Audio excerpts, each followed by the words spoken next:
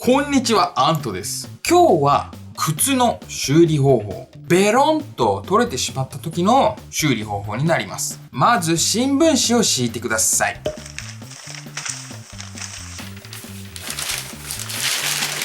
で、靴ですが、このようにベロンと、このようになっている。そういう時の話でございます。で、今日修理に使うのがこのボンド。100均のものでございます。ベロンとなってしまっているそこにこいつを注ぎ込むと。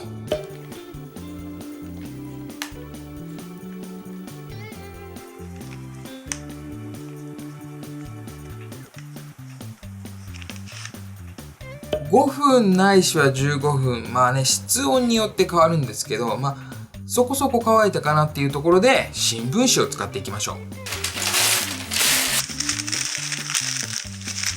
余分な飛び出てしまったボンドを取りつつ、ギュッギュッと押さえていきましょう。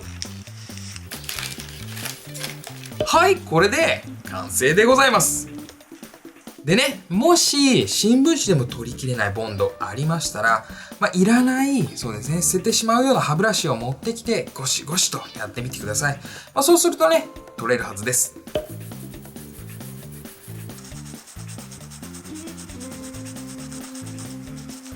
それでは。